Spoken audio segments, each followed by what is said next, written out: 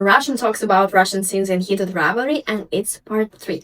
Today we talk about Russian monologue because you asked to, and because I think it's one of the greatest scenes in heated rivalry and maybe on television. See the previous episodes of the series here. So Ilya bears his soul in Russian. Let's get into it. I was completely blown away by Connor's performance in this scene.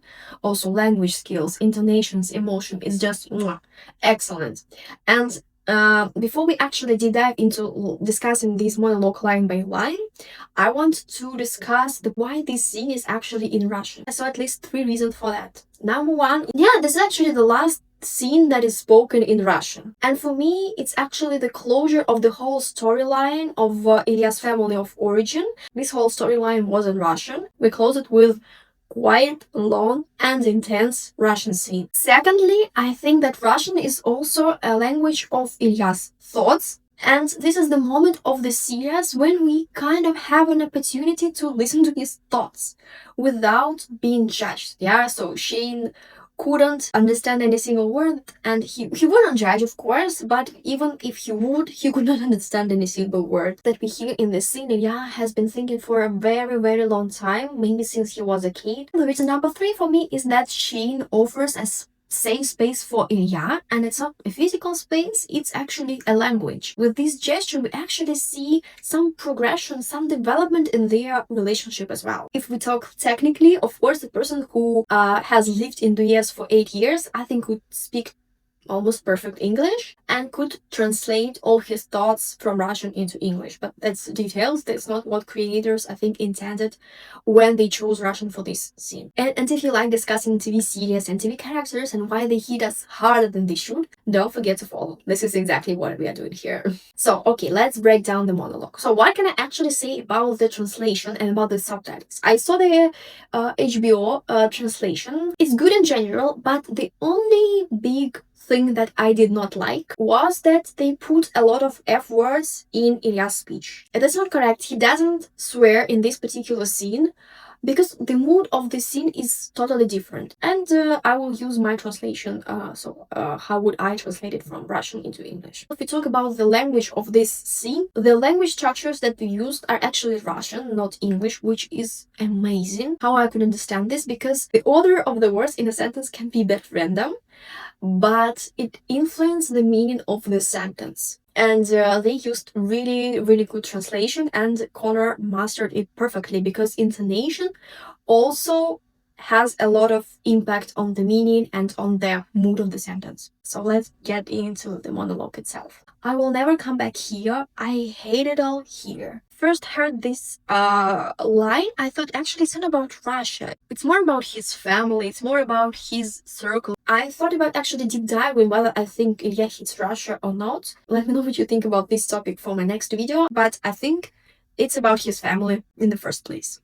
They all hate me. This line is about his father and his brother, not about the state in general. I pay for everything. Oh, that's such a deep line. This sentence for me means like being a function instead of being a person, fulfilling some kind of a role instead of being a real person with real feelings, with real interest, opinions, and so on. You have to care about your parents. You have to provide for your family. You have to do this and this and this, and they are not able to see you as a person with at least your own emotions. And that's, I think, how his father thought of him.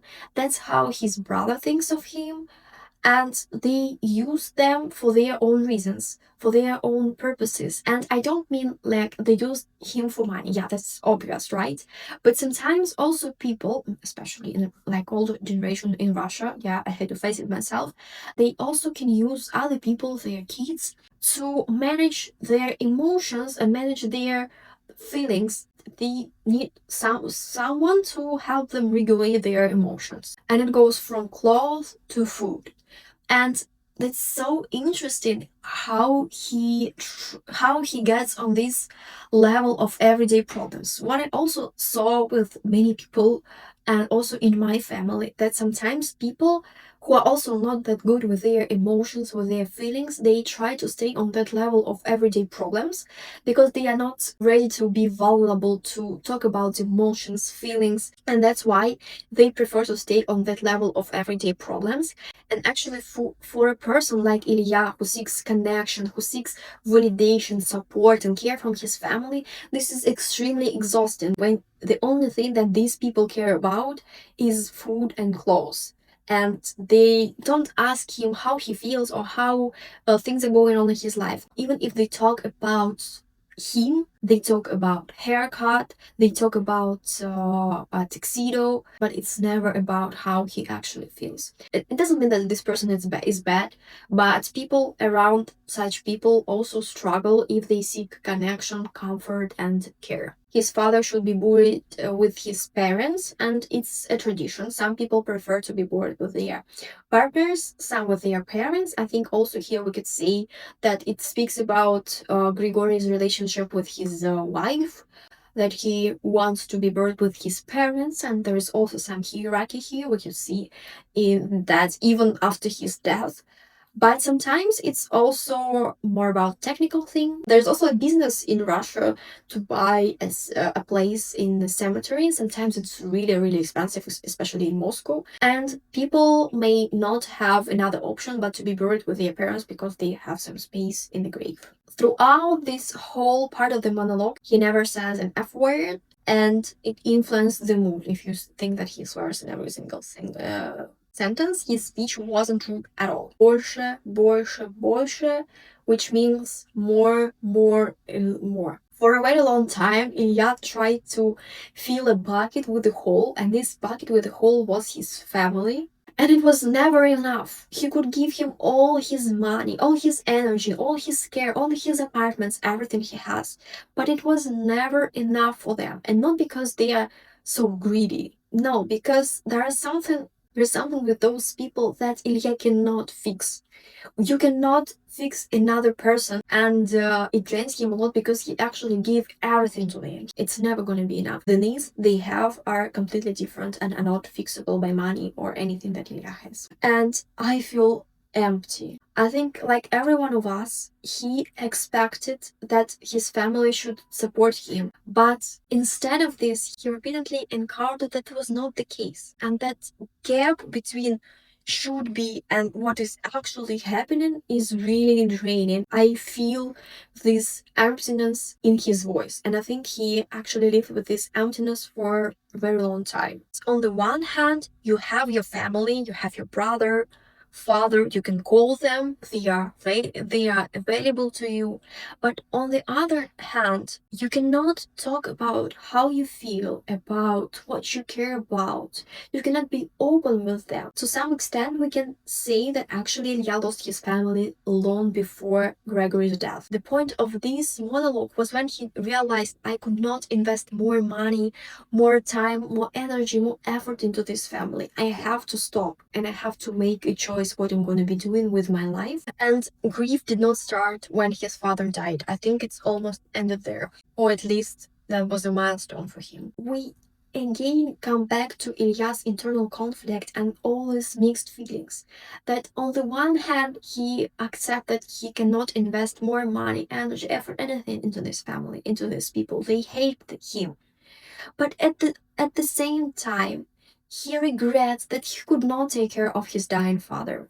So this obligation to his family is still there. He's still in debt and he still regrets it, even though he could not change it, or even though he makes a decision to leave this all behind. And one of the best moments in this speech that he has Svetlana, and she loves him. And this is how they say that family are your chosen family, because your relationship with your friends is built on I want to care about them, I want to spend time with them instead of have to. And yeah, small note away from the drama. You asked also about nicknames, like short nicknames for long versions of Russian names. And of course, he would not call her Svetlana, he would call her Sveta or Lana. which are two possible short forms for this particular name. It's not always that easy. Some names, for example, don't have any nicknames at all. For example, my name, I'm Marina, official Marina, short Marina, always Marina. In case of Ilya, there is no short form of this name, but there are some nicknames. The most common would be Ilyusha, but it's for your partner or your friends. And he does not swear. He uses word devil in Russian when there is a pause in his monologue. Even though we kind of used to hockey players using swear words in every sentence, that's not what we see happening to him in that particular scene. And if we go back to very first episode, very first scene, when we first see Ilya on ice and he's with his coach and his national team, and we hear in the background that coach shouts something at Ilya, and he shouts in Russian, and he actually uses a lot of swear words, and that's actually really believable because I believe this is how a coach would talk to hockey players. Yes, and the police car drives. And I wouldn't translate this as it's so dangerous to be gay in Russia that they could arrest him because he was talking to a guy on the phone. No, I think in 2017, being queer had more of a reputational or career risks for Ilya. I would interpret actually this police car as Ilya's father and brother living his life, because we remember that both of them are cops. We can see this police car moving from right to left, which basically means past, so they don't go to the future, they basically go to the past. For me, it's about leaving this family of origin, this storyline behind, and actually choosing himself, choosing his identity, his life. And this is actually where this part of the monologue about his family ends. Because the next part is actually about him confessing his love to Shane.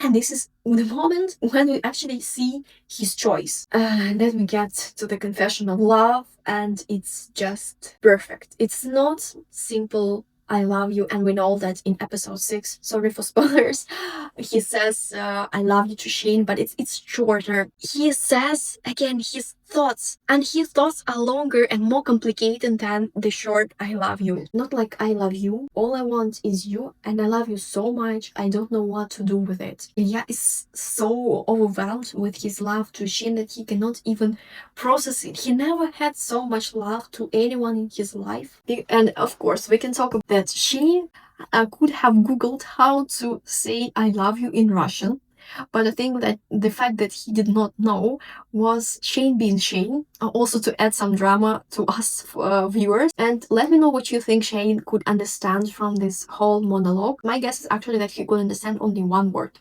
Svetlana. After Ilya's confession, they switch back to English. You can see how instantly Ilya goes from being that vulnerable and open to making jokes, making fun, and which is basically his defense mechanism. In the end, I also have two important tidbits for you to discuss. One of them is music. So they use Beethoven's Moonlight Sonata for this scene. Of course, they could use some, I don't know, Russian music writer like Tchaikovsky or Rachmaninoff or many other.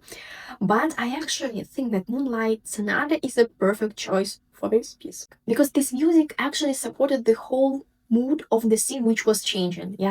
In the first part it was angst and tension, but then it goes into love confession and it's a different mood, and that piece that they chose from also Moonlight Sonata is perfect for me. And let me know what you think about the music choice of this particular scene, or maybe in the series in general. And another actually fun fact about the scene: so when we are in Shane's POV, we hear Ilya's voice going through the phone speaker, but actually once Shane closes his eyes, Ilya's voice becomes the main audio of the scene, because now we understand that Shane feels his words, not just listening.